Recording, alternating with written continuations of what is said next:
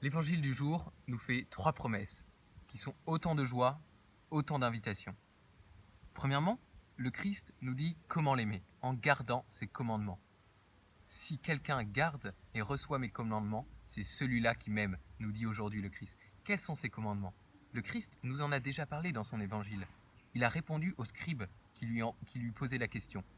Écoute Israël, le Seigneur Dieu est l'unique, tu aimeras le Seigneur Dieu de tout ton cœur, de toute ton âme, de toute ta force et de tout ton esprit. Et voici le second, tu aimeras ton prochain comme toi-même.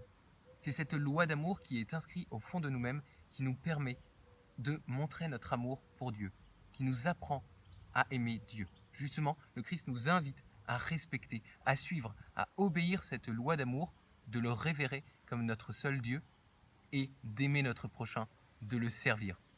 Si quelqu'un garde ma parole, répond le Christ à Jude, qui demande si c'est aux disciples que cette parole s'adresse ou à tout le monde. Et le Christ ne précise pas, il ignore presque la question, il dit si quelqu'un garde ma parole, c'est-à-dire si chacun est appelé à garder cette parole. Et donc c'est une invitation en ce temps de confinement d'aller lire la parole du Christ, cette parole vivante.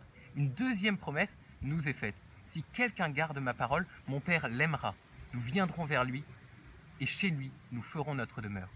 Nous savons qu'au fond de nous-mêmes, Dieu est là, il nous soutient, parce qu'il est le Créateur, il soutient donc sa créature, il est le principe de vie.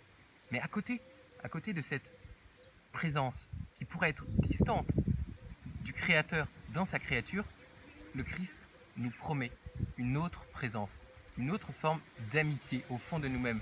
C'est vraiment une amitié, puisqu'il nous dit, nous viendrons faire chez lui notre demeure. Notre demeure. C'est les mots d'un ami pour nous. Donc c'est une invitation à rentrer en nous-mêmes, à parcourir ces chemins de la prière silencieuse et de rencontrer intimement le Christ qui est au fond de nous-mêmes. Enfin, troisième promesse, c'est celle de l'envoi de l'Esprit Saint. L'Esprit Saint, le défenseur, le Christ nous le promet. Il va quitter ses apôtres, il quitte d'une certaine manière dans cette période d'épreuve. C'est compliqué, mais il nous promet l'Esprit Saint qui va nous guider, le défenseur. Alors, prions, implorons le Christ de nous envoyer cet Esprit Saint pour garder la joie et le sourire dans cette période d'épreuve. Bonne journée à tous.